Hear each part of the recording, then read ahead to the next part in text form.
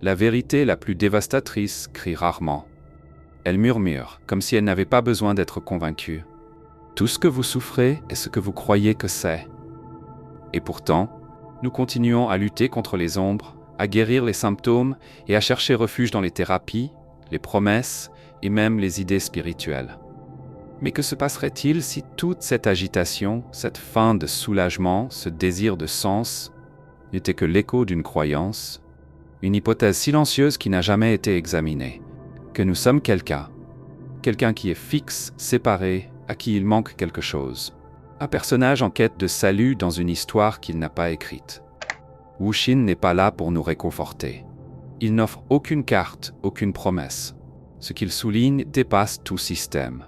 Il parle de ce qui est et non de ce que nous pensons que c'est. Et c'est peut-être pour cela que ces mots coupent comme des épées silencieuses. L'arrivée de la clarté et la perte de ce que vous n'avez jamais eu. Il ne s'agit pas de gagner quelque chose. Il s'agit de perdre. Perdre des croyances, des noms, des souvenirs. Perdre du terrain pour finalement se rendre compte qu'il n'y a jamais eu de chute. Vous n'êtes pas obligé d'être d'accord. La vérité ne nécessite pas d'acceptation, seulement de reconnaissance. Il n'y a ici aucune réussite, aucune illumination à montrer. Tout est déjà présent. Mais tout cela est recouvert par des couches et des couches de pensée, de concepts, d'identité, de désir. Vous êtes perdu non pas à cause du monde, mais parce que vous confondez ce qui apparaît avec ce qui est. L'esprit crée le je, et le je crée le drame. Lorsque ce cycle est perçu comme une illusion, quelque chose de très simple réapparaît. La paix sans cause. La vérité avant l'idée du toi. Ce qui sera dit ensuite n'est pas à analyser. Il faut l'entendre avec tout le corps, comme quelqu'un qui s'abandonne au feu pour se purifier. Parce que peut-être, juste peut-être, ce que vous appelez souffrance n'est qu'un rappel, que vous croyez toujours que vous êtes quelqu'un. Vous vous êtes peut-être réveillé aujourd'hui dans une pièce propre avec du café chaud sur la table et pourtant quelque chose en vous reste agité. Ce n'est pas un problème concret, ce n'est pas un ennemi visible, c'est un fardeau. Une nuisance faible mais constante, comme un bourdonnement existentiel qui ne s'éteint jamais. Cette douleur, qui n'a pas de nom, est rarement remise en question. On apprend à vivre avec, comme quelqu'un qui porte une chaussure serrée et oublie qu'elle est à ses pieds. Vous croyez que c'est la vie qui fait mal, alors qu'en fait c'est ce que vous portez, l'identité que vous avez endossée, qui resserre silencieusement chaque pas. Wu Xin n'édulcore pas cette réalité. Il démantèle le théâtre d'une seule lame. Chaque inconfort est un appel à l'attention. Mais vous écoutez l'esprit, pas l'appel. C'est crucial. Car tant que vous continuerez à considérer la douleur comme une erreur à corriger, plutôt que comme un signal à prendre en compte, vous continuerez à danser en rond, à la recherche de remèdes qui ne font que masquer la cause. Vous voyez, l'esprit a construit un soi pour survivre, un nom, une histoire, un ensemble de souvenirs qui définissent qui vous pensez être. Mais ce vous n'est ni fixe ni fiable. Cela change à chaque phase, à chaque relation, à chaque perte. Vous étiez enfant, puis étudiant, puis professionnel, peut-être père ou mère, peut-être rien de tout cela. Chaque identité semblait solide jusqu'à ce qu'elle s'effondre avec le temps. Et à la fin de chaque changement, le même vide demeurait toujours. Et maintenant, qui suis-je ? Cette question qui fait tant peur est la seule qui compte. Parce que toute douleur est au fond le refus de poser cette question honnêtement. Nous vivons nos vies en essayant de stabiliser l'instable. Nous recherchons la sécurité dans les choses qui changent, le réconfort dans les gens qui partent, le sens dans des rôles qui ne nous appartiennent pas. Et à chaque tentative ratée, la douleur revient, non pas comme une punition, mais comme un rappel silencieux. Il y a quelque chose qui ne va pas dans la façon dont vous vous percevez. Vous souffrez non pas parce que la vie est dure, mais parce que vous êtes identifié à une image que vous devez constamment défendre contre la réalité. Et c'est là que commence la contradiction qui alimente la souffrance. Plus vous essayez de contrôler le monde qui vous entoure, plus vous vous emprisonnez en vous-même. Vous ne réagissez pas à la réalité, mais à l'idée que vous vous êtes faite de vous-même. Une insulte ne fait mal que si elle touche une image de soi sensible. Une perte n'est dévastatrice que si le « je » est attaché à ce qui a été perdu. L'échec ne fait mal que s'il est perçu comme une menace pour sa propre valeur. Mais s'il n'y a personne à protéger, que reste-t-il à blesser?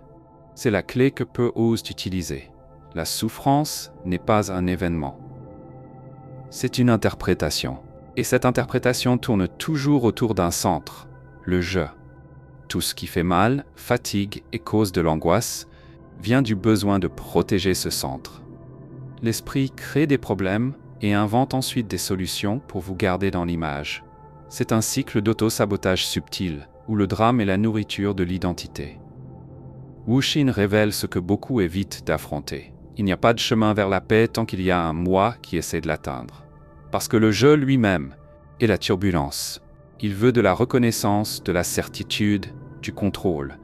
Mais tout cela nécessite du conflit, de la comparaison, de la résistance. Et là où il y a résistance, il y a douleur. L'équation est simple, mais radicale. Plus on croit être quelqu'un, plus on souffre. La douleur que vous ressentez, cette agitation qui semble n'avoir aucune cause, n'est pas un défaut, c'est un symptôme. Un écho de la distance avec la réalité. Car le réel, comme nous le rappelle Wuxin, n'est pas divisé, ne souffre pas, ne cherchez pas. C'est juste comme ça. Et c'est dans cet être silencieux antérieur au nom, à la pensée et à la forme, que se trouve le soulagement, non pas comme une conquête, mais comme un retour. Mais avant de revenir, il y a un défi incontournable. Regardez en face la douleur que nous avons essayé d'ignorer pendant si longtemps. Assieds-toi avec elle. Écoutez-le sans interprétation. Car cette douleur, paradoxalement, n'est pas contre vous. Elle est une invitation à sortir de vous-même. Pour libérer le personnage. Enlever la chaussure serrée et se rendre compte que le chemin n'a jamais été le problème. Et ainsi, lentement, la dissolution commence. Quand la douleur n'est plus perçue comme un obstacle, mais comme un messager. Quand le je n'est plus le centre, mais juste une image qui apparaît et disparaît dans le miroir de la conscience. C'est à ce moment-là que la douleur est libérée, non pas parce qu'elle a été résolue, mais parce qu'elle a été comprise. Mais cette compréhension ne se fait pas par partie. Cela exige une volonté radicale de voir. Ne voyez pas seulement ce qui fait mal, mais aussi qui ressent la douleur. Ne voyez pas seulement ce qui manque, mais aussi ceux qui, selon vous, en ont besoin. Et puis, dans le silence qui demeure lorsque toutes les idées sur soi sont abandonnées, quelque chose de plus profond s'annonce. Un état qui ne peut être atteint, seulement révélé. Un état qui n'a pas besoin de mots, car il est déjà ce qui soutient tous les mots. L'étape suivante consiste à voir précisément ce qui entretient cette douleur. La croyance, inconsciente, silencieuse, persistante, que vous êtes quelqu'un.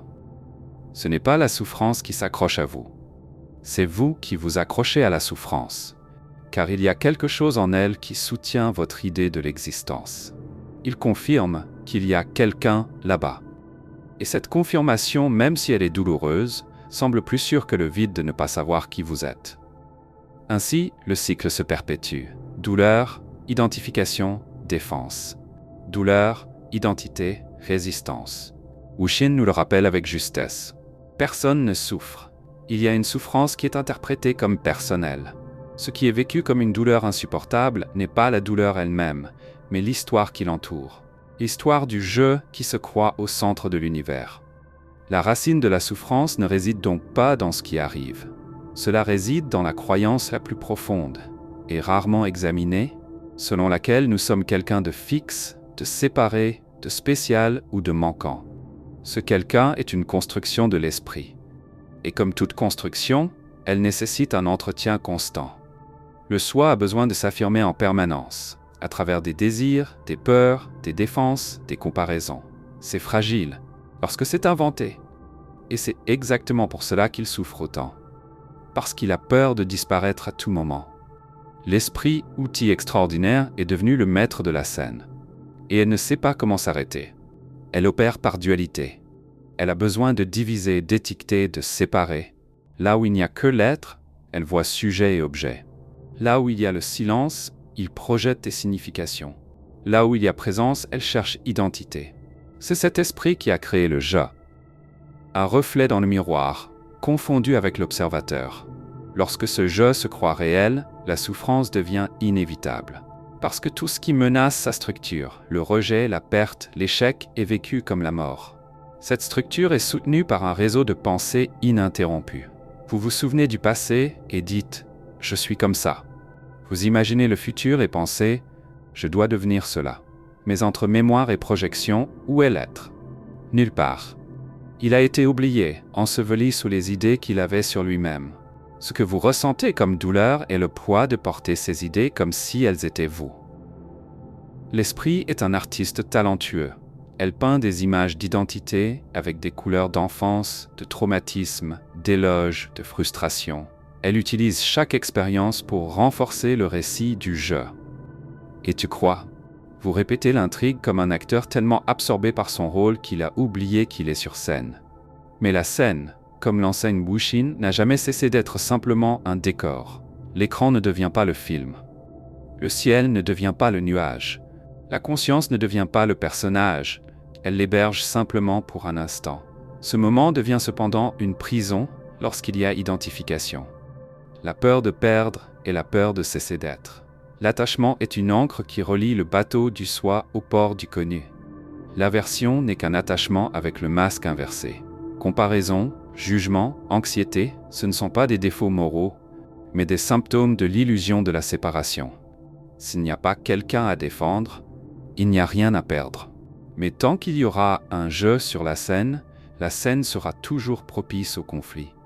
Et le conflit n'est pas seulement interne, il se projette dans tout. Dans les relations, dans les activités spirituelles, dans la vie professionnelle.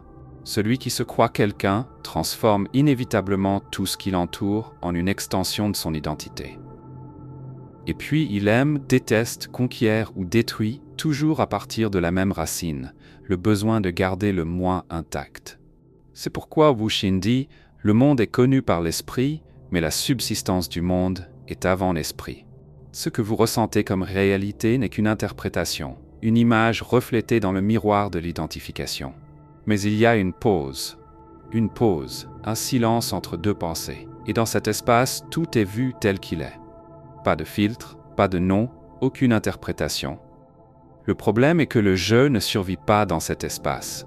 Il a besoin du bruit pour se sentir vivant. C'est pourquoi il craint le silence, évite l'immobilité, cherche constamment à s'occuper, à s'expliquer, à se justifier. Mais la véritable liberté, paradoxalement, naît lorsque le jeu disparaît. La liberté ne consiste pas à faire ce que l'on veut. Il n'est pas nécessaire d'être quelqu'un pour être en paix. C'est être au monde sans être du monde. C'est marcher sans fardeau, aimer sans possession, agir sans auteur. Wuxin nous emmène à cette limite. Là où tout effort pour être quelqu'un de meilleur cède la place à la vision directe de qui nous sommes avant toute étiquette. Et ce que nous sommes, avant le nom, la forme et le temps, c'est ce qui n'est jamais né et par conséquent ne peut jamais mourir. Mais cette vision n'est pas quelque chose que l'esprit peut réaliser. C'est, comme il le dit, un événement impersonnel qui se produit en l'absence de quiconque a l'intention de le comprendre. Essayer de comprendre cela avec le « je », c'est comme engager un voleur pour protéger votre maison des autres voleurs. L'esprit n'a pas accès à ce qui se trouve au-delà de lui. La seule véritable fonction de l'esprit dans ce contexte est d'être immobile. Arrêtez de créer des réalités. Arrêtez de vous accrocher aux illusions. L'invitation est alors radicale. Cessez d'être quelqu'un. Non pas comme un acte, mais comme une permission. Laissez tomber les idées. Observez les pensées sans les suivre. Voir les émotions sans les personnifier. Et puis dans cet espace qui s'ouvre lorsqu'il n'y a plus quelqu'un qui essaie d'exister, quelque chose de plus profond se révèle. Un champ silencieux où tout va et vient, mais où rien ne reste fixe. Là où il n'y a plus de souffrance. Parce qu'il n'y a plus personne pour souffrir. Et ainsi, nous nous rapprochons de ce qui ne peut être dit, mais seulement vécu. Un retour sans chemin, une présence sans identité. La courbe suivante n'est pas un exploit, c'est une disparition. Et tout ce qui vaut vraiment la peine d'être vu ne se révèle que lorsque vous ne vous regardez plus vous-même. Lorsque le je cesse enfin sa recherche, ce qui reste n'est pas le vide redouté. C'est la clarté qui était toujours là, cachée par l'effort d'être quelqu'un. Le paradoxe est inévitable. C'est seulement lorsque le chercheur disparaît que la vérité se révèle. Et elle ne s'impose pas comme une explication, mais comme une présence. Une lucidité silencieuse qui ne répond à aucune question, parce que toutes les questions viennent d'un endroit qui n'existe plus. Wushin ne propose pas d'objectif. Il n'enseigne pas de méthode. Il pointe du doigt. Et ce qu'il souligne est terrifiant pour ceux qui sont encore prisonniers de leur propre idée. Il n'y a rien à faire. La compréhension se produit en l'absence de celui qui entend la comprendre. Comment pouvons-nous accepter cela dans un monde qui idolâtre l'effort, l'amélioration et l'ascension spirituelle? Comment pouvez-vous vous reposer dans ce non-faire sans vous sentir perdu? Ce n'est qu'en comprenant que le véritable retour ne vient pas de la conquête, mais de l'abandon. Tu ne l'atteins pas. Tu abandonnes tout ce qui te sépare de lui. Le silence qui précède le « je » n'est pas un lieu d'apathie. C'est un espace vivant et palpitant. Une immensité où tout arrive, mais rien n'est possédé. Là où les pensées vont et viennent comme des nuages, mais personne ne les considère comme siennes. Là où les émotions surgissent, mais où il n'y a pas d'auteur pour les ressentir. C'est ce qui reste lorsque tous les vêtements de l'être sont laissés sur le sol. Et dans cet état, il n'y a plus d'histoire, seulement l'instant. Il n'y a plus de nom, seulement une présence. Il n'y a plus de peur, car il n'y a plus personne à menacer. Mais ce retour n'est pas une expérience extatique. Ce n'est pas de l'extase ou de l'illumination.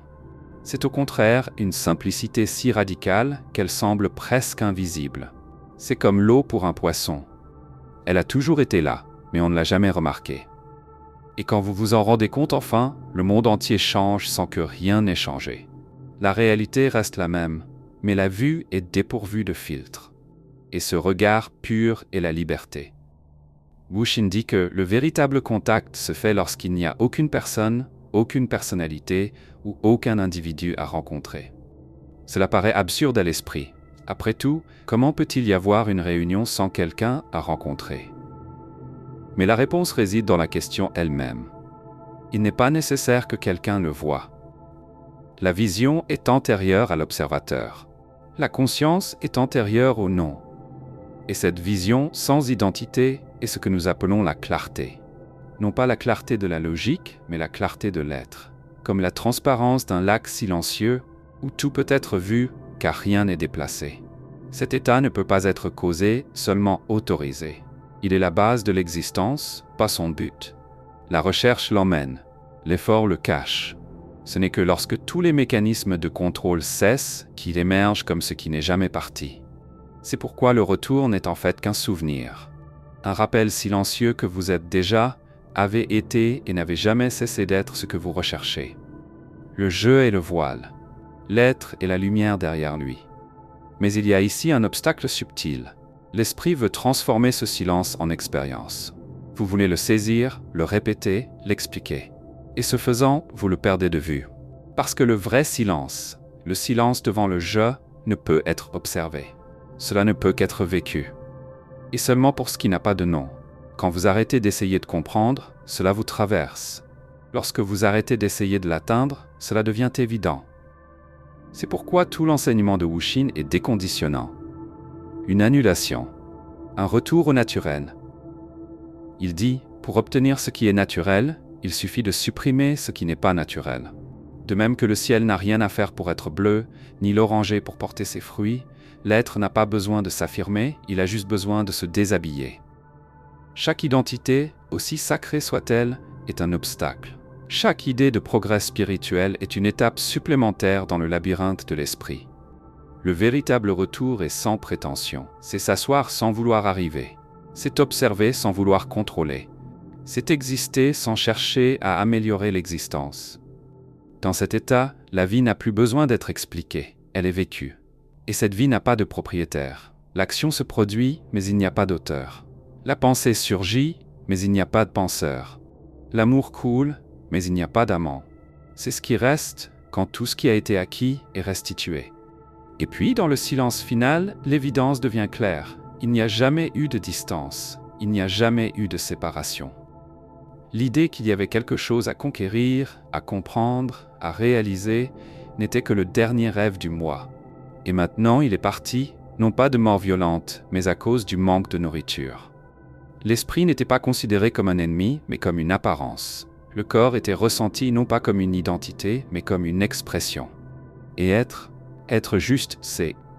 Le retour n'a pas de trompette. Cela se passe en silence. Le moment où tout ce qui n'est pas toi s'effondre.